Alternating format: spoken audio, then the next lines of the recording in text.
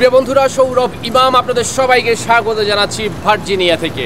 ভার্জিনিয়ার রয়েছে শত বছরের ইতিহাস, ঐতিহ্য, চমৎকার এই শহরের নানা গল্প শোনাবো আপনাদেরকে, সাথেই থাকুন।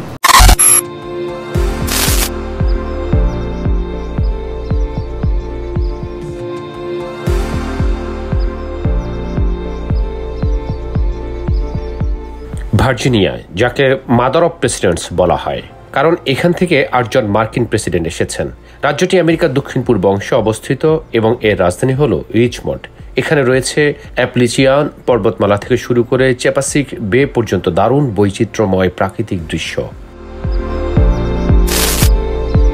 আমেরিকার প্রথম স্থায়ী ইংরেজি উপনিবেশ গড়ে ওঠে ভার্জিনিয়াতে, সেটা 1607 সালে জেমসটাউনে। এখানে জর্জ ওয়াশিংটনের বাড়ি মাউন্ট ভার্নন অবস্থিত। এছাড়া আমেরিকান সিভিল ওয়ারের গুরুত্বপূর্ণ যুদ্ধক্ষেত্রগুলোর বেশিরভাগ ভার্জিনিয়াতে রয়েছে, যেমন অ্যাপোম্যাটেক্স কোর্ট হাউস। ভার্জিনিয়া রয়েছে নানা দর্শনীয় স্থান। যদি আপনি প্রকৃতি প্রেমী হন, তাহলে শেনানডোয়া ন্যাশনাল পার্ক ও ব্লু বিচ পার্কওয়ে আপনার জন্য পারফেক্ট গন্তব্য।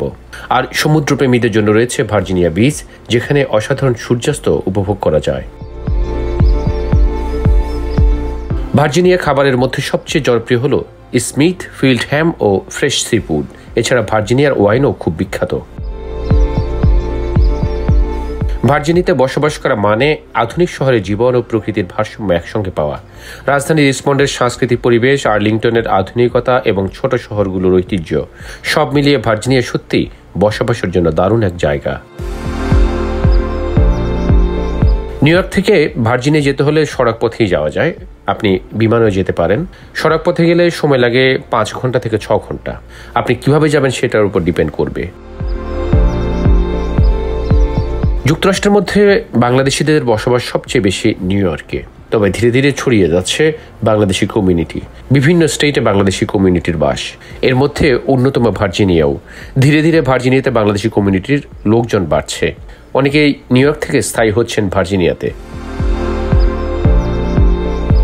প্রিয় বন্ধুরা, আপনারা যদি নিউ ইয়র্ক থেকে ভার্জিনিয়াতে ঘুরতে যান, আপনারা নানা হোটেলে থাকতে পারেন। আপনার সাধ্যের মধ্যে অনেক হোটেল রয়েছে।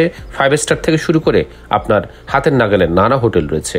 আপনারা আগে থেকে বুক করে গেলেই সবচেয়ে ভালো হয়। সবার জন্য শুভকামনা। বন্ধুরা, ভার্জিনিয়া সম্পর্কে আজ এটুকুই। যদি আপনাদের ভিডিও ভালো লেগে থাকে, আপনারা কমেন্ট দিয়ে জানাবেন এবং কি ধরনের সামনে ভিডিও দেখতে চান অবশ্যই আমাকে জানাবেন। আপনাদের জন্য অনেক অনেক শুভকামনা। আজকের মতো বিদায় নিচ্ছি। আল্লাহ হাফেজ।